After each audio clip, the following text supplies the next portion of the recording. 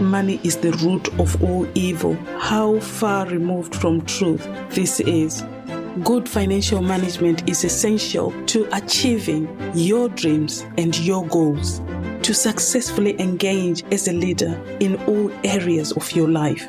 It is vital that you have good financial management. You want to be a leader during this disruptive technological pandemic landscape and beyond. You know that an intentional mindset shift backed with action and responsible management can renew our global relationship to wealth, health, spirituality, and each other. These are the keys to achieving a balanced lifestyle. In this podcast, your host, Lady Doris Choto, will help you rise to your potential. With a mindset shift, you will put your skills and talents to the highest use and shine with a spirit of excellence. What a man thinketh, so is he. You were born to achieve whatever you want, so spread your wings and soar like an eagle. We are building a leadership community, nationally and internationally. A hub for the leaders of today and tomorrow. We are here to take action because it's time for a mindset shift that will lead to a paradigm of wealth, health, spirituality, and relationships. Please welcome Lady Doris Choto. Hello, friend. Our intention today is to talk about getting financially healthy. Let's think about this. What does this really mean? I like the quotation that I came across, which says, there is health, wealth, love, and happiness, and you've got to have all of them, by Tai Lopez. Just pause and think about that. When we talk about health, many of us focus immediately on our physical, mental, or emotional health. Rarely do we talk about investing in that mind and also about financial imbalances in our lives that negatively affect the ability to lead successfully. So having the skill to have the intention of building financial wealth, financial stability, investing in real estate or assets rather than liabilities. When I speak to my clients, it's an area that has required a lot of reflection. Good financial management is essential to achieving your dreams and your goals. After all, if you have limited financial resources, it can be difficult to achieve the things that you want, the holidays that you may want to have, the life that is balanced that you want to enjoy. When you are worrying about your finances, that can also negatively impact on your ability to lead professionally and personally in your own relationships and to have a positive outlook on your personal circumstances. It is vital that you have good financial management to successfully engage as a leader in all areas of your life. And I speak about this to my clients, teaching children from an early age to learn this skill is so key as well in our communities because it empowers them as future leaders to think about saving, about investments, about taking responsibilities, how they spend money, enabling them to think about forex trading, the stock markets, having life insurances, home insurances, just to name a few. This not only leaves everyone around with financial awareness, it is key that this skill is invested in early in life rather than later in life, as this can result in financial stretch and stresses, which when I looked at research, it shows that 80% of employees say they spend time worrying about financial matters. 53% sometimes say they always run out of money by the end or before the end of the month when they get paid. 82% did not know if they will have enough money to retire with. This research was actually done in the bippit.com/financial-awareness. I encourage you to look at this research. May I ask you, my friend, do you fall into any of the above categories?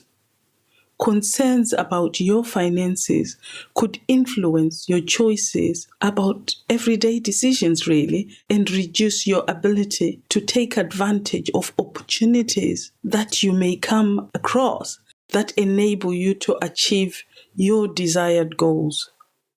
Personally, in your business, and in your relationships. So leading in your finances can open up your chances to advance your career, your business, and foster better relationships with your loved ones and co-workers. Think about it. Money enables you to have financial freedom. A lot of people tell me that when they were growing up, they were told that money is the root of all evil. How far removed from truth this is. So it's really important to now reflect on your relationship with money, the way you think about money moving forward. Do you save money? What percentage do you put aside? What percentage do you put in investments, in assets? And what percentage do you contribute to your community?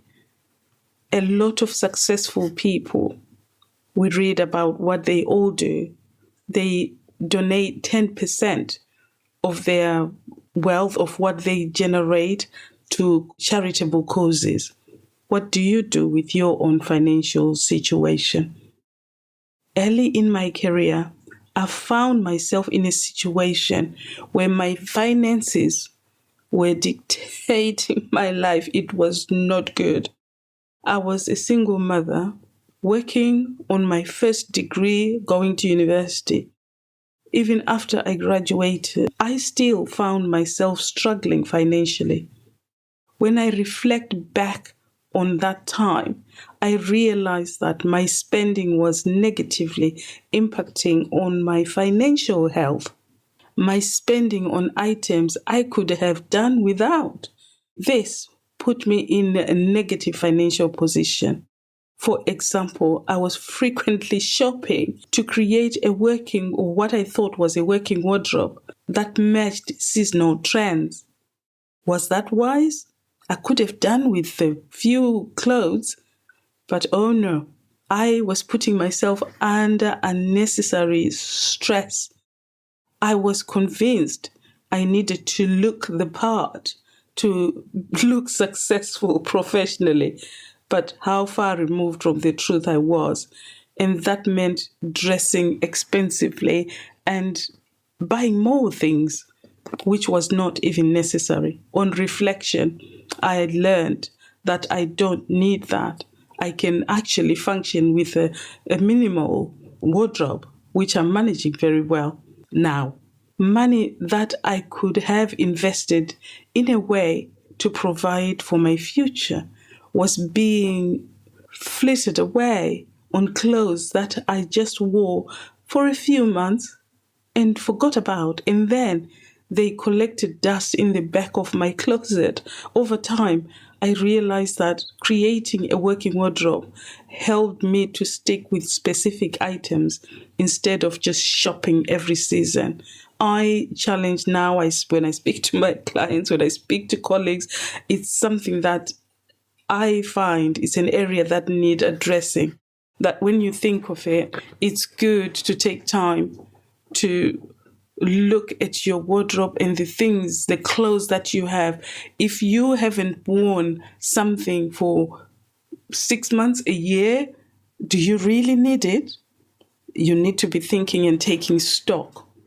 Minimal living is really good because it creates more space in your home. As I work with clients, I challenge them to think about how they are managing their finances and where they are putting their paycheck or their salary. Coaching goes beyond mentoring. As I help them to get honest about their finances, I'm challenging you to get honest about your finances and your spending and your saving habits. How are you approaching this area?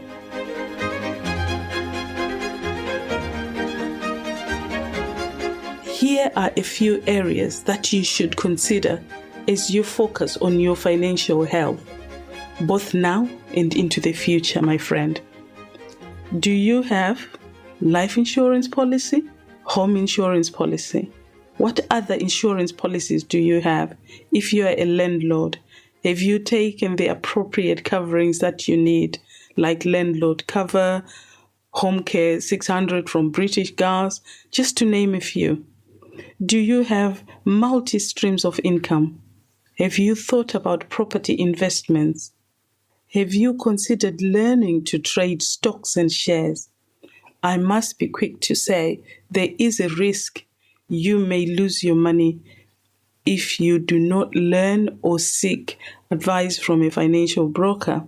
But learning about the markets is important for making investments that match your risk levels, by looking at the risk to reward and not risking more than 3% of your money when trading. As a trader, I am disciplined and careful myself. Do you know about the significant changes happening in the world and how, for example, China, India, Russia's economies could impact on your financial investments? Should you and all your children learn to speak maybe Mandarin, Spanish, Russian language, Polish, just to name a few? Being bilingual in our shrinking global community can be seen as a critical skill. I'm just putting it out there for you to think about, particularly the younger generations. And for you as a leader in your company, in your business, it's worth thinking about as well. Considering your income now, how much money do you have for unplanned incidentals? Do you have up to 6 to 12 months emergency fund in case things go wrong with your business or your job? Say, for example, if you were to stop working today, how is your bank balance? How much money or your investments that you can quickly turn around to be cash to use? Do you have a 6 months, 12 months, 2-year, 5-year, or 10-year financial plan? Have you added these numbers to your current age to understand what your financial needs might be at these times and different stages of your life? Just pause and think about that. If you are in your 30s, ask yourself. Your 40s, reflect on this. Your 50s, reflect as well. Your 60s, think about this. Take time to really sit and evaluate.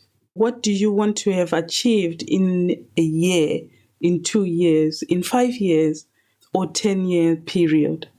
What financial moves do you need to make to have the resources that you need, or financial resources you need, to achieve your goals and the lifestyle you want? It may seem harsh, but having financial freedom is key to doing the things you enjoy. And I ask this to my clients, just pursuing activities that inspire you and contribute to your legacy of leadership. I challenge you, my friend, when you look at your finances, be honest with yourself about every aspect and be open to learning and applying key or essential financial principles to build your wealth and give yourself more opportunities to lead in this area. You may be saying, I'm now 40 or 50 or 60 or 70. It's never too late. The founder of KFC did not become successful until he was in his 60s. So as long as you are waking up every day, there is a reason why you're still alive as a leader. There is a reason. I encourage you to have gratitude and say thank you for today. What is the intention for today? What are you going to do today to change your life tomorrow, in a week, in a month, in a year, or so many years to come? It starts with today. Just reflect on that. No matter how many things you've gone through, no matter how many failures or successes you have had. Some people will say, I've tried the business, I've tried this one, it did not happen. I've tried so many times. There is a saying, if at first you don't succeed, try again. So I encourage you today to focus on your talents, on what you feel passionate about. It's never too late to start again. Continue being brilliant, my friend, because you are. There is only one of you in the whole entire world with your DNA, with your characteristics, with who you are. That's how precious you are. So for you to make a mark on this world, in this world, continue to work on the things that you are predestined to do, because you are predestined for greatness.